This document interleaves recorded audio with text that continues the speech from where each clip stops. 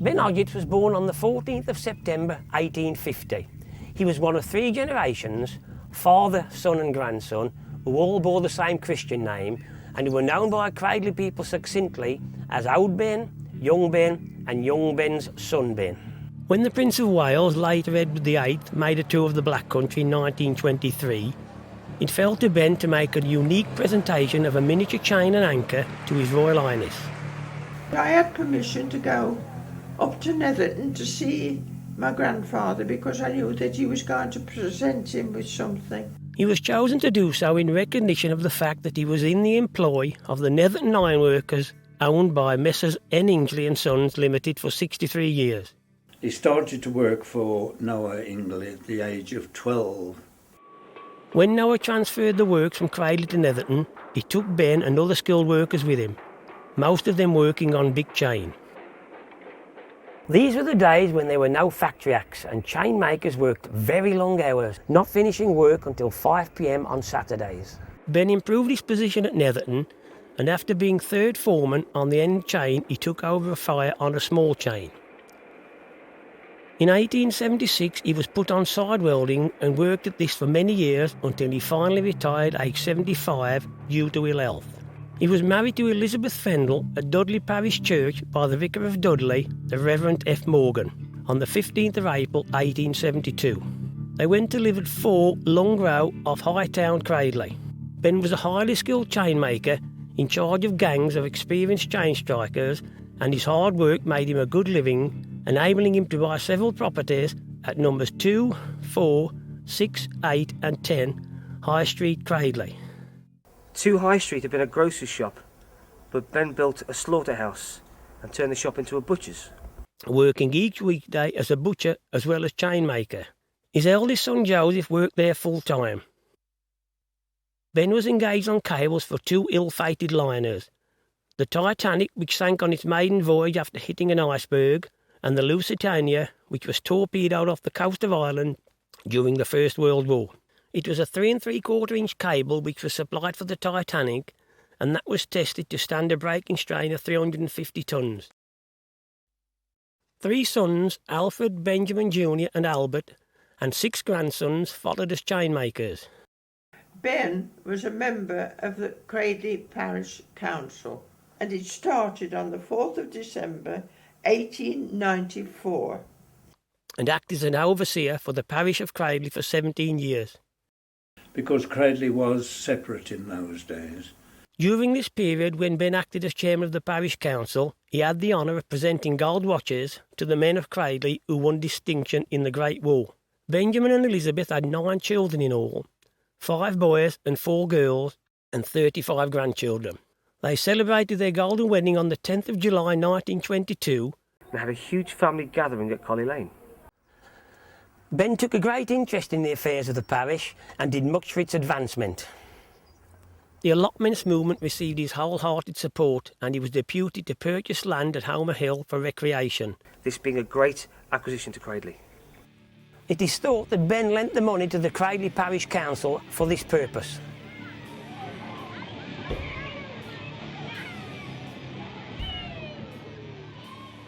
Ben Hodgetts had been a founder member of the Chainmakers and Strikers Association from its inception. For many years, he was a member of the executive of the association, and in January 1924, he was made the recipient of an illuminated address from the members which bore the following text. The members of the Chainmakers and Strikers Association feel desirous of recognising the very valuable and faithful service you have rendered to them as a member of the Executive Council and also as a trustee during the past 33 years.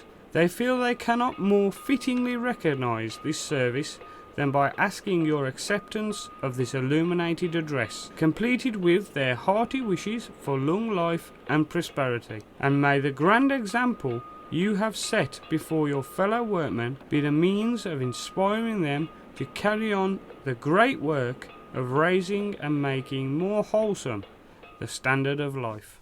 At one time there was a barrier between the 2 burial grounds of the Church of England and the Nonconformists. It was largely due to the efforts of Ben Hodgetts and the Reverend R.A. Norris, Vicar of Cradley, that the barrier was removed and a gateway substituted. Later on in 1925, the newly formed Aylesbury Urban District Council took over the powers of Cradley Parish Council. Ben was for many years a member of the Cradley Liberal Association and was a Sunday school teacher with Hightown Ragged School for over 50 years. Elizabeth died on the 30th of July 1925 and Benjamin died on the 31st of July 1926. Ben's funeral service at Hightown Ragged School was conducted by the Vicar of Cradley, Reverend W. S. Cooper, and Mr. John Bowen. His loss was felt so greatly by Cradley people that the poem A King Among Chainmakers was written in his memory. The finest man in Britain that ever made a chain, all links he welded thoroughly, they always stood the strain.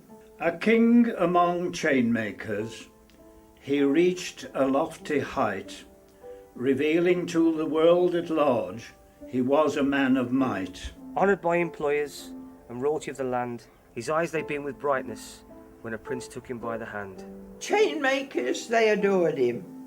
Their expressions in an address showed that his fine example was a pattern for the rest. He went on Sundays to the church, like the blacksmith did of yore. He told his scholars of that land where joy reigns for evermore. His work reached many oceans with leviathans of the deep. Without the cable he could make, great lines were incomplete. His life was like a perfect chain, would always stand the test. His watchwords, service, sacrifice, proved that he gave his best. The two sons who were not chainmakers carried on with the butchering business, Joseph in High Street and Ernest in Furlong Lane. Ben's son Albert and his wife Ellen carried on with the welfare side of the Chainmakers and Strikers Association at offices situated in the Institute buildings, better known as the Stoot, in Lomby Town, Cradley Heath. The association finally ceased when 6 benefits were brought into the national scheme by the government under Lord Beveridge. One of Ben's granddaughters, Miriam Fendel, was one of the last women to make small chain in a chain shop at the bottom of her garden in Ladysmith Road, Cradley. Ben Hodgetts remains undoubtedly one of Cradley's most well-known sons. His skills and hard work brought him prosperity, whilst the time he gave to public service achieved widespread recognition. That is why there was no prouder man in Cradley when Ben shook hands with the Prince of Wales on the 13th of June 1923, and when Mr. J.T. Bill of Netherton wrote the song As Long as the Smoke Goes Upwards, immortalising his work.